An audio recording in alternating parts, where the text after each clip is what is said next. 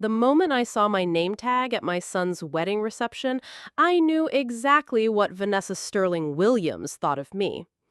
Dorothy Williams, the charity case. Her wealthy family erupted in laughter as I stared at those cruel words written in her perfect calligraphy. I smiled politely, placed the tag on my navy blue dress that suddenly felt shabby next to their designer gowns, and quietly excused myself to make one phone call. By morning, they'd discover what real charity looks like. If you're watching this, subscribe and let me know where you're watching from. Let me tell you how we got here. Because this story starts 6 months before that humiliating Saturday evening in June. My son Michael had fallen head over heels for Vanessa Sterling, a beautiful 29-year-old from old Connecticut money. The kind of money that builds wings on museums and names libraries after dead relatives. When Michael first brought her home, I could see the disdain in her perfectly sculpted features as she surveyed my modest living room with its worn furniture and family photos in drugstore frames. "How quaint," she'd said, her voice dripping with false sweetness. "It's so refreshing to see someone who isn't obsessed with material things." Even then, I bit my tongue. My boy was happy, and at 42, he deserved love. If only he could have seen past her beauty to the coldness underneath. But love, as I've learned in my 68 years, makes fools of the wisest men. The engagement party was my first real taste of what I was up against. Held at the Sterling family estate in Greenwich, it was a showcase of wealth that made my head spin. Crystal chandeliers hung from ceilings painted by artists whose names I recognized from museum placards. The guest list read like a social register, filled with people whose conversations centered on yacht clubs and charity galas I'd never be invited to attend. Michael's mother-in-law, Patricia Sterling, had introduced me to her friends, her tone suggesting I was something unfortunate that had attached itself to her daughter's happiness. "She's from Ohio." The way she said it made Ohio sound like a third world country, but I played my part. I smiled, complimented the hors d'oeuvres, and pretended not to notice how conversations died when I approached. After all, I had my reasons for staying quiet. Some games require patience, and I've always been very, very patient. The wedding planning process revealed just how deep the Sterling family's contempt ran. Every decision was made without consulting me, despite my repeated offers to help. When I suggested contributing to the rehearsal dinner, Patricia Sterling had actually laughed out loud. "Oh, Dorothy, how sweet," she'd cooed. "But we simply couldn't allow you to strain your limited resources. This is going to be quite expensive, you understand." Limited resources. If only she knew. But I kept playing the role of the struggling widow, the woman who cleaned houses and took odd jobs to make ends meet. It wasn't entirely false. I had done those things, just not recently. Not for the past 3 years since my dear Harold passed and left me his little empire. But the Sterling didn't need to know that. Not yet. Michael tried to include me. Bless his heart. He'd call with updates about venue bookings and menu tastings, always apologizing for another event I somehow wasn't invited to attend. "Mom, I'm sure it was just an oversight," he'd say when I mentioned missing the cake testing or the flower selection meeting. "Vanessa's been so stressed with all the planning." Stressed? Yes, I imagine coordinating a $200,000 wedding while also simultaneously planning ways to exclude your future mother-in-law would be exhausting work. The bridal shower was particularly enlightening. I wasn't invited, of course, but Michael insisted Vanessa reconsider. It would mean so much to Mom, he'd pleaded. So she extended a last-minute invitation, the kind that makes it clear you're only welcome because someone forced the issue. I arrived at the country club bearing a modest gift, A simple crystal vase from Macy's. Nothing too expensive for someone in my supposed financial situation. The other gifts were works of art. Hermes scarves, Tiffany jewelry, silk lingerie that cost more than most people's rent. When Vanessa opened my gift, she held it up with the same expression you'd use for roadkill. How practical, she announced to the room. Every bride needs something from the discount store. The laughter that followed wasn't kind. It was the sound wealthy people make when they encounter something beneath their notice. But I just smiled and sipped my champagne, making mental notes about each woman's face, each cruel chuckle. Information, I've learned, is far more valuable than pride. The wedding day dawned perfect. Cloudless sky, gentle breeze, the kind of weather that photographers dream about. The Sterling estate had been transformed into something from a fairy tale, with white roses climbing trellises and string quartets positioned throughout the gardens. It was beautiful, I'll give them that. Money, whatever its source, can certainly buy beauty. I'd chosen my outfit carefully. A navy blue dress from Nordstrom Rack, simple but elegant. Nothing that would upstage the bride or draw unwanted attention from the wedding photographer. I wanted to blend in, to be forgettable. Sometimes the best revenge starts with being underestimated. The ceremony was lovely, watching Michael's face as Vanessa walked down the aisle in her $15,000 Vera Wang gown. For a moment, I almost forgot my purpose. Almost let myself believe that maybe I'd misjudged her, that love might soften her sharp edges.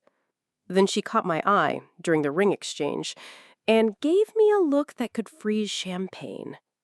The reception was where everything unraveled. I'd found my table, number 12, naturally, tucked away near the kitchen doors with Michael's college roommates and their wives, not with family. Family was at table 1, where the Steerings held court like royalty receiving subjects. But I didn't mind. Better positioning for what was coming. That's when I saw it. The name tags at each place setting written in Vanessa's perfect calligraphy. Most were simple. Patricia Sterling, James Sterling, Michael Williams.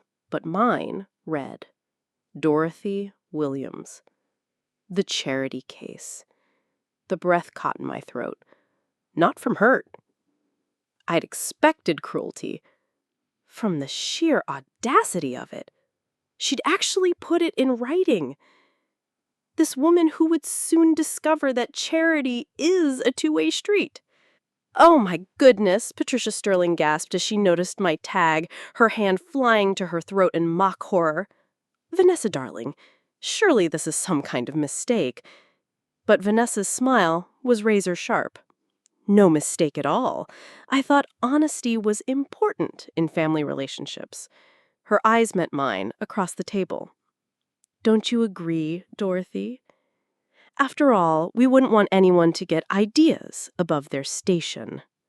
The laughter started with Richard Sterling, a booming sound that encouraged others to join in.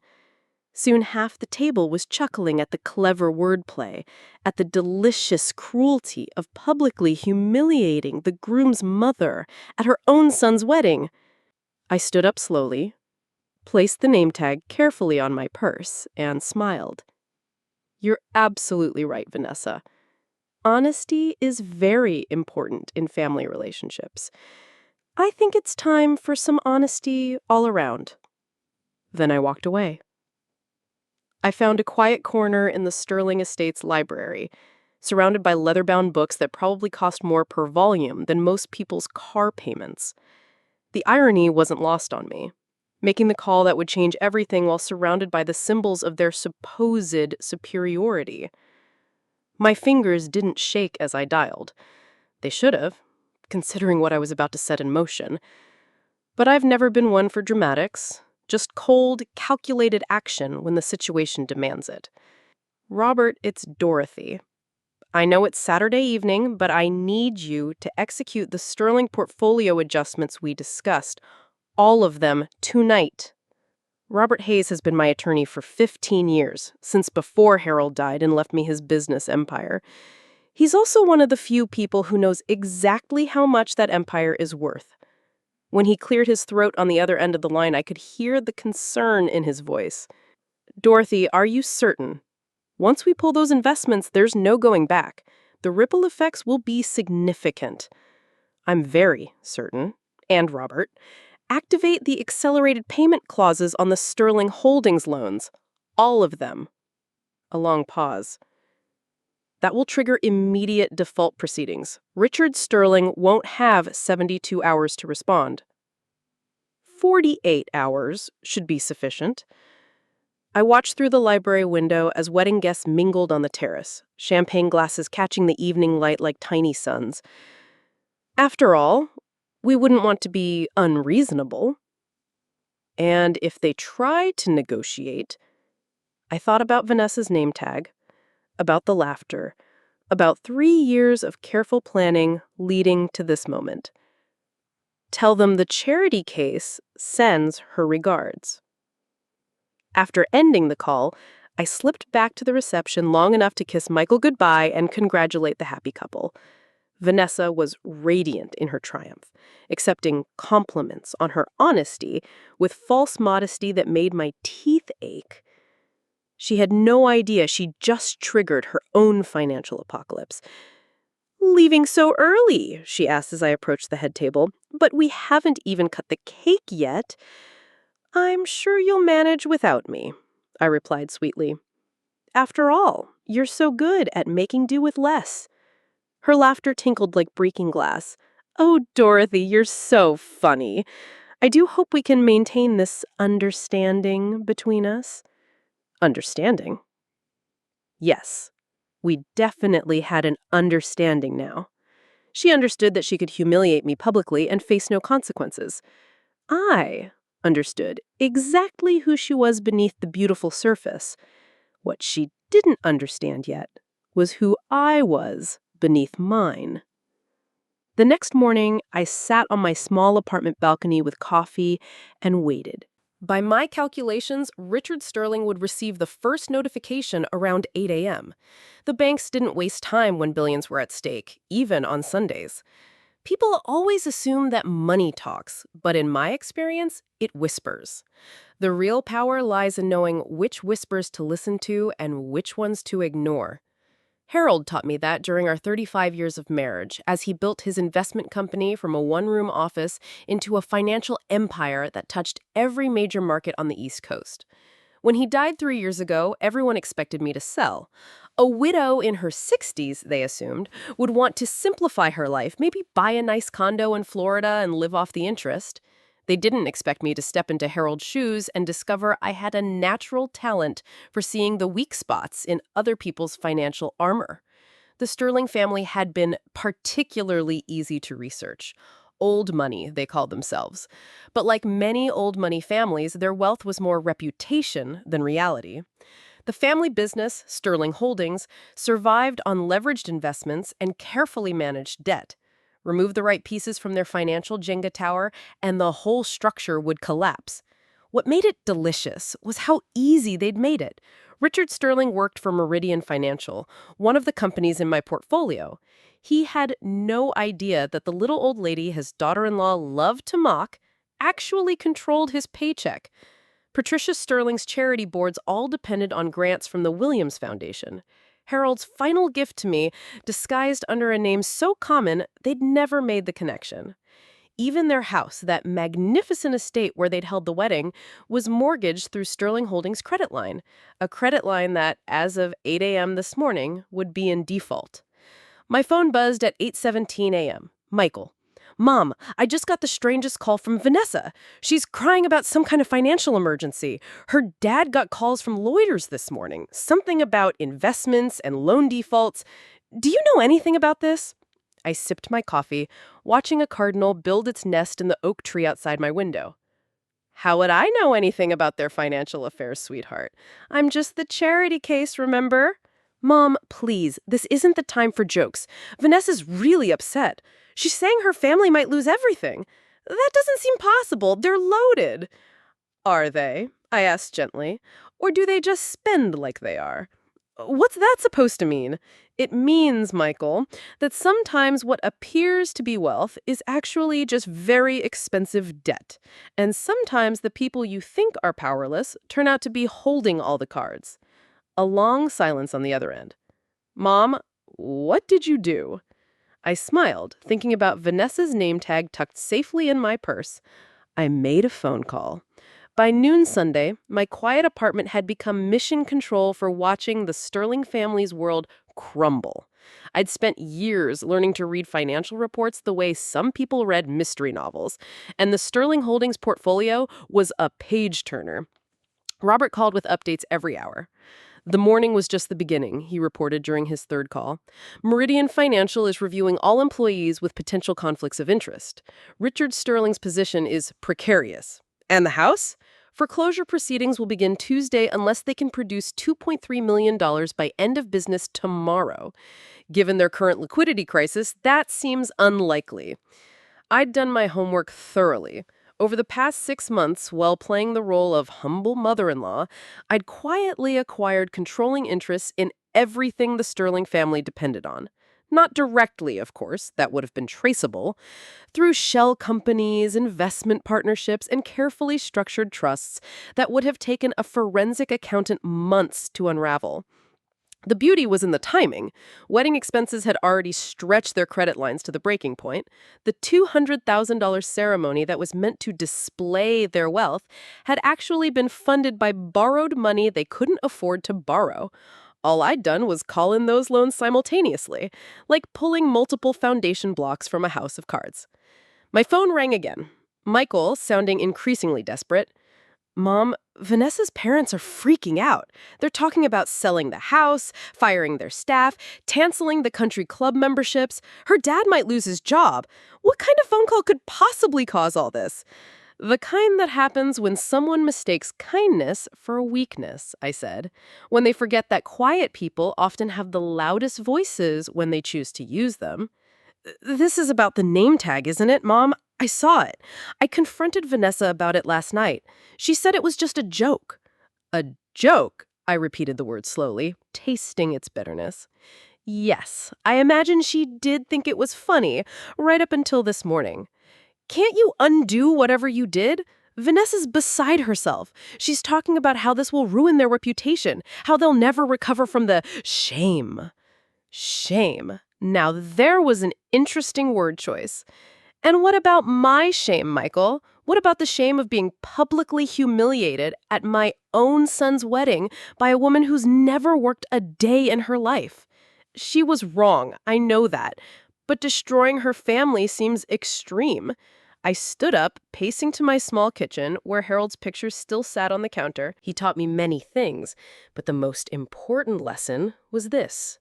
Respect is not given. It's earned. And sometimes it has to be taken. I haven't destroyed anything, Michael. I've simply revealed what was already there. A house built on borrowed time and borrowed money. The Sterling family's wealth was always an illusion. I just decided to stop pretending it was real. So, what happens now? I looked at my reflection in the kitchen window, seeing not the charity case Vanessa thought she'd humiliated, but the woman I'd always been underneath. Harold's partner in every sense, his equal in business and in life. Now we see whether your wife is interested in learning about actual charity, because if she wants her family situation to improve, she's going to need some help. And as she so eloquently pointed out yesterday, I'm apparently in the charity business. Monday morning brought what I'd been waiting for, a phone call from Vanessa herself. Her voice was different now, stripped of its usual arrogance and replaced with something I'd never heard from her before. Desperation. Dorothy, I need to speak with you. Could we meet for coffee? Of course, dear, I said sweetly. I always have time for family, even family who thinks I'm a charity case. The silence on the other end was telling. About that, she began, but I cut her off. Let's meet at Marlowe's Diner on 5th Street. 1:00. I assume you know where it is. It's not exactly your usual scene, but I'm sure you'll manage. Marlowe's was perfect for what I had planned. A working-class diner where a woman in designer clothes would stand out like a peacock in a chicken coop. When Vanessa arrived at exactly 1 o'clock, she was almost unrecognizable. Gone was the perfectly styled hair and flawless makeup. She looked like she'd aged 5 years overnight, her eyes red-rimmed from crying. "Thank you for meeting me," she said, sliding into the cracked vinyl booth across from me. Her hands shook as she picked up the laminated menu. "I don't know what to order. I've never eaten at a place like this." "The meatloaf special is excellent," I suggested. "Very affordable. I imagine that's important to you now." She flinched at the word affordable, but nodded. When the waitress came over, a tired-looking woman about my age named Dolores, Vanessa could barely make eye contact. Interesting how wealth affected confidence. "So," I said after we'd ordered, "what can I do for you, Vanessa?" She took a shaky breath. "My father's going to lose his job. We might lose the house. Everything's falling apart, and I don't understand how this happens so fast." "These things rarely happen fast, dear. They build up over time, like water behind a dam. Eventually something gives way, and it all comes crashing down at once." "Can you help us?" The words came out strangled, like they physically hurt to say. I stirred sugar into my coffee, taking my time. "Help you? I'm just the charity case, remember? What could someone like me possibly do for someone like you?" "I was wrong to write that. I was angry and stupid, and I took it out on you. I'm sorry." "Sorry?" It was a start, but hardly enough. "What exactly are you asking me to do, Vanessa?" "I don't know. Michael said you made some kind of phone call, that you might have connections. If there's any way you could help us, I'll do anything. Anything." Such a dangerous word to use with someone you've underestimated. "Well," I said thoughtfully, "I might know some people, but charity isn't free, dear. There are always conditions." Hope flickered in her eyes. "What kind of conditions?" I pulled out a folded piece of paper from my purse and slid it across the table. "I've taken the liberty of drawing up the few simple requirements. Nothing too difficult for someone as resourceful as yourself." Vanessa's hands trembled as she read my list. I watched her face change with each line, confusion giving way to disbelief, then to something approaching horror. "You want me to work as a cleaning lady for 6 months?" "Not just any cleaning lady," I corrected. "You'll work for Sunshine Cleaning Service, the same company I worked for before Harold died. Mrs. Patterson runs a good business. She'll teach you what honest work looks like." "But I've never cleaned anything in my life. We've always had staff for that." "Then you'll learn. Education is so important, don't you think?" I sipped my coffee, enjoying the way she was processing this reversal of fortune. "The second condition is that you'll volunteer at the homeless shelter every Saturday for the next year, serving meals, cleaning toilets, whatever they need." "A homeless shelter." Her voice was barely a whisper. "The very same one your mother's charity board pretends to support but has never actually visited. You'll get to meet the people you've been helping from a distance all these years." "You want me to live in your apartment building in a studio unit? Just until you can afford something better on your cleaning lady salary. It's a nice building. I live there myself, remember? Though I suppose you'll be seeing quite a bit more of it than you expected." The meatloaf special arrived, giving Vanessa a moment to compose herself. She pushed the food around her plate without eating, clearly struggling to process what was happening to her world. "And if I agree to all this," she asked finally, "you'll help my family?" "I'll make some phone calls, see what can be done about those pesky loan defaults. Maybe even put in a good word for your father at his company." I paused, watching her carefully. "Though I should mention, I have some influence at Meridian Financial. More than you might expect from a charity case." Something flickered in her eyes. The first hint that she was beginning to suspect there was more to me than she assumed. "What kind of influence?" I smiled mysteriously. "The kind that comes from knowing the right people. Your father works in the acquisitions department, doesn't he? Handles major corporate buyouts?" "Yes, but I don't see what that has to do with—" Oh, I think you'll find it has everything to do with your current situation. You see, Vanessa, companies like Meridian don't just lose money overnight unless someone very powerful decides they should. The fork slipped from her fingers, clattering against her plate. What are you saying? I'm saying that perhaps you should have asked more questions about your new mother-in-law before deciding to humiliate her at a public event. Background research is so important in business relationships. She stared at me like she was seeing me for the first time. Who are you? I'm exactly who I've always been. The woman who raised your husband to be a good man. The woman who's watched you treat him like an accessory to your social status. The woman who's about to give you a choice that will determine your family's future. I reached across the table and tapped my list of conditions. You have 24 hours to decide. Accept my terms, and I'll consider helping your family. Refuse, and by Friday, you'll be learning exactly what real charity looks like when you're on the receiving end. Tuesday evening brought an unexpected visitor to my small apartment. Richard Sterling stood in my doorway, looking like a man who'd aged a decade in 3 days. His usually perfect appearance was disheveled. Wrinkled shirt, unshaven face, the hollow look of someone who discovered his entire world was built on quicksand. Mrs. Williams, I hope you don't mind me coming by unannounced. I got your address from Michael. Not at all, Mr. Sterling. Please come in.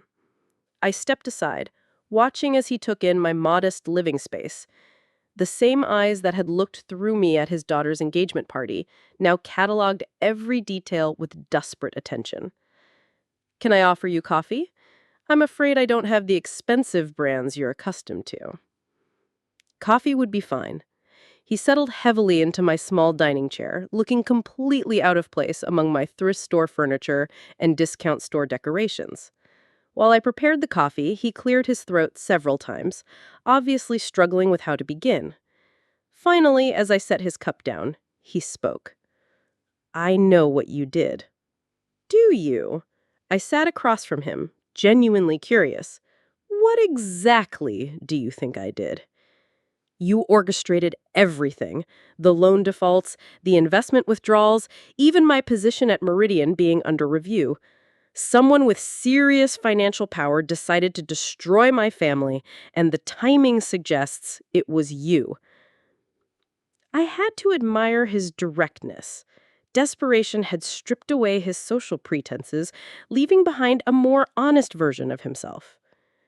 That's quite an accusation, Richard. What makes you think someone like me would have that kind of power? Because I spent all night going through the corporate structures of the companies that pulled their support. Shell companies, investment partnerships, holding trusts, all very sophisticated financial instruments, and all leading back to one source of funding, which is the Williams Foundation. Harold Williams Foundation, the same Harold Williams who built Meridian Financial from nothing and sold it to Sterling Holdings' parent company 15 years ago. The silence stretched between us as I sipped my coffee. So, he'd finally done his homework. Better late than never, I suppose. Harold Williams, I said slowly, was my husband. Richard's face went white. You're Dorothy Williams? The Dorothy Williams, Harold's widow who inherited everything? Yes, I set down my cup with deliberate care, including controlling interest in the parent company that owns Sterling Holdings, including the investment firm that handles your family's portfolio, including, as of last year, 60% ownership in Meridian Financial itself. The coffee cup slipped from his hands, shattering against my linoleum floor. You've been playing us from the beginning. Playing you? No, Richard. I've been watching you, testing you, seeing what kind of people my son was marrying into. I stood up, getting paper towels to clean up the spilt coffee. The results were illuminating. The engagement party, the wedding planning, all those times you seemed so meek and accommodating, I was gathering information, learning about your family's character, your true financial situation, your values. I knelt to clean up the broken ceramic. Do you know what I discovered? He shook his head, apparently beyond words. I discovered that your daughter wrote charity case on my name tag at her own wedding, that your wife introduced me to her friends as something embarrassing she had to tolerate, that your entire family found it amusing to mock a woman they believed was powerless. I stood up, disposing of the broken pieces in my small trash can. But most interesting of all, I discovered that none of you ever asked who I really was. You saw what you expected to see and never looked deeper. What do you want from us? For the first time in our conversation, I smiled. I want you to understand what charity really means, Richard. It means helping someone who can't help themselves, someone powerless who needs assistance from someone with power. I walked to my purse and pulled out Vanessa's copy of my conditions list. Your daughter has until tomorrow to give me her answer. I suggest you encourage her to choose wisely. The next afternoon, Vanessa arrived at my apartment with Michael in tow. My son looked confused and hurt, the expression of a man who was finally realizing his mother wasn't who he'd thought she was, and neither was his wife. "Mom," he said as they settled on my small couch, "Vanessa told me about your conditions. This is crazy. You can't seriously expect her to work as a cleaning lady." "Why not? It's honest work. I did it myself for 2 years after your father died before I fully understood what he'd left me." Vanessa had been staring at her hands, but now she looked up. "You really clean houses. Every day. Scrubbed toilets, mopped floors, dusted furniture for people who treated me like I was invisible. It was humbling work, but it taught me something valuable about character." "What's that?" Michael asked. "It taught me that how you treat people you think are beneath you reveals everything about who you really are." I looked directly at Vanessa.